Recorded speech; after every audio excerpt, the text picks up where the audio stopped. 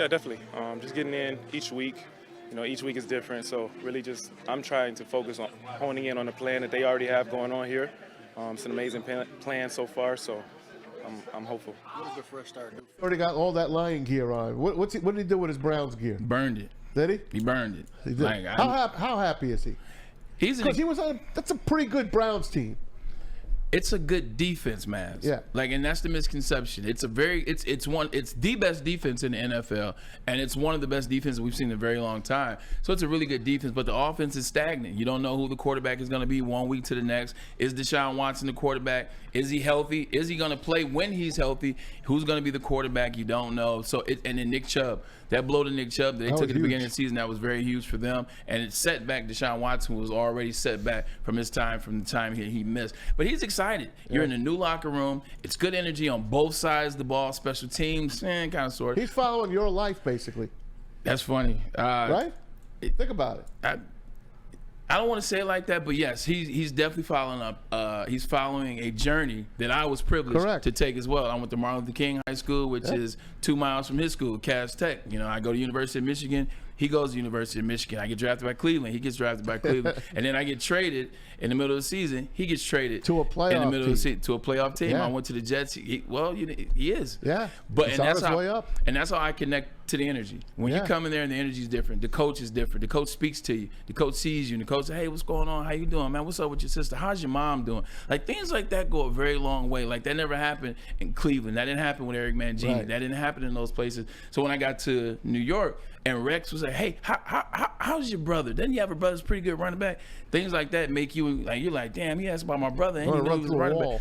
Exactly. So you're ready to play, and I think that's what DPJ is noticing, that energy in Dan Campbell and that team. And he's a playmaker. Yeah. Like, he's been making plays legitimately right around the corner from Ford Field for a very long time at Cass Tech. Cool, so, man. I mean, shoot, he called it, he called a game winner in the state championship at Ford Field. How about that? So he's now back in a place that he recognizes and is good to be there. And now he's with another group of wide receivers. So it's a different group of wide receivers, but the leader of that wide receiver group is obviously Amon-Ra St. Brown. They asked him about the addition of DPJ.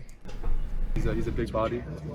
Shoot, I asked him how much he weighed. He said 210. I'm like, bro, you look 230. Boy's swole. But nah, he should be a great addition for us. A guy that make a big body catch. He can run as fast, but I mean, you can never have enough weapons on offense. So. He's swole, huh? DPJ has always been, like a good size wide receiver, if you will. Pause now. But the interesting thing about the whole thing too is even though Amon-Ra St. Brown is in year 3, he's a real vet. You feel the vet energy out of him. J-Mo talked about that, the vet energy out of him. You look at that room, Josh Reynolds. We may think Josh Reynolds is some young kid. Josh Reynolds is in year 8. Yeah. Josh Reynolds is in year 8. They have a veteran group around them, and those guys play together. Those guys understand, hey, 1 minute I can get the catch, you can get the catch. We know Amon-Ra St. Brown's going to get his catches, but when your name is called, make plays, it's very different than when he got to Cleveland. No real guy. Then he gets there, it's Juice, but Juice was traded there. You got Odell come there. Odell bought the circus, if you will, and it was Baker Mayfield, and then they leave. You get Amari Cooper. Amari Cooper's a great guy, great player. But he's quiet. He's not leading anything. He's just going to go on the field and ball. Now you have a collective of guys that you can speak to, talk to, bounce ideas off of in the offense. How important do you think that he's going to be to this offense going forward? I think he's going to be valuable. Because you need a playmaker. Like, let's just look at the NFL. Let's look at the playoff picture right now. Yeah. When you get to the playoffs, you're going to be playing against Minnesota, or you'll be playing against some team, whatever, blah, blah, blah. Or let's just say the big boys. You're going to beat the Eagles. 49ers. The 49ers, the Cowboys, Seattle. Like, okay, those are the 4, right?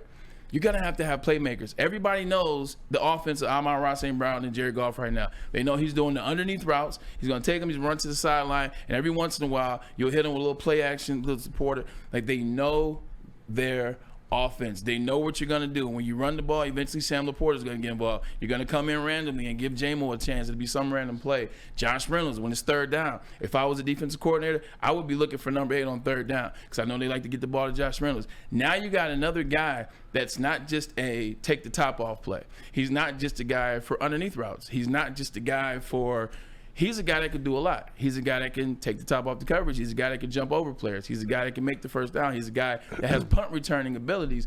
So he's just a good football player that can make plays, and I think they will need somebody like him down the stretch. I want to get back to Amon-Ra St. Brown because Matt Broder and the rest of the reporters got with him yesterday because it's like a homecoming for him. It is. Going back to L.A.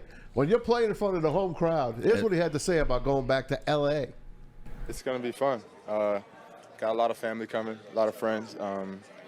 Last time I played in L.A., my rookie year against the Rams, it was a close game. We almost won, but I'm excited. I'm excited to go back. How many tickets are you?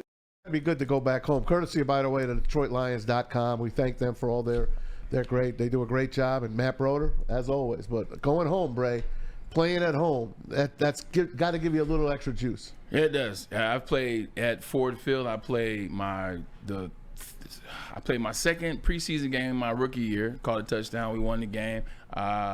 Played 1, 2, 3 other times here. The energy is different when you come back home. I usually float around 35 to 50 tickets. Of course. You try to get mom. That costs you, right? 100%.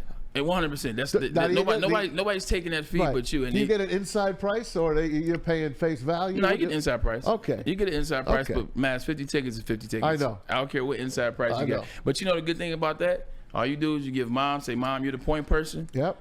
And then mom is in charge of all 50 tickets. It sucks. I appreciate you, Mom. Love you, but that's what happens. And then, but the energy, that's what we were talking about. You know, when you come home, man, especially when you're looking at SC is legitimately a rock's throw from SoFi.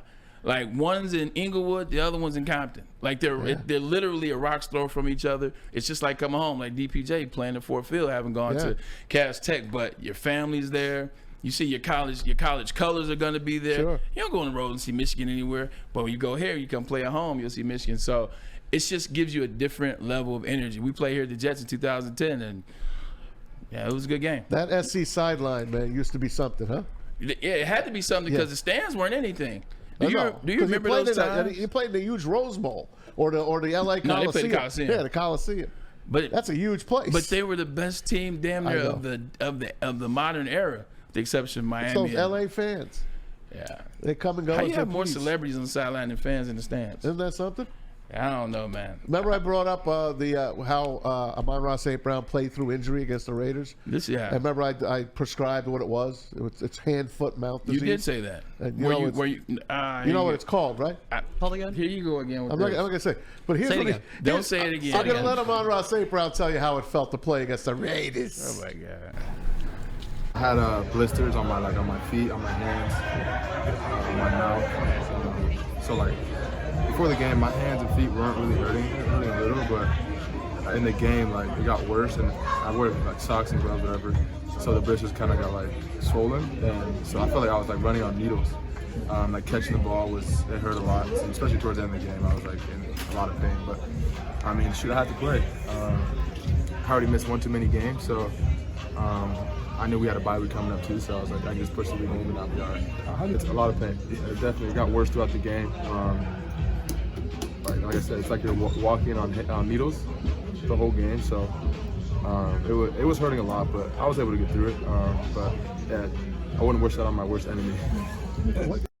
Yeah, he ain't kidding, man. I'm telling you, and that stuff, it spreads quick. It's like the chicken pox. I'm glad that I never had a Coxsackie. But you know what the interesting thing is now with all the information that the public is privy to, like everyone you feel bad for the players. And I'm not knocking it at all. I actually love it because guys played through a lot, like when we were playing, but the information never really got out there. Right. So fans, they didn't know what was going on with players. Like I remember Ryan Tucker, he was a left tackle my first 2 years in Cleveland, like strong, man. He was a tough, you know what. I think he was on the team when the Rams won the Super Bowl. I think he played right tackle then for them, but he had 2 cracks in his spinal column.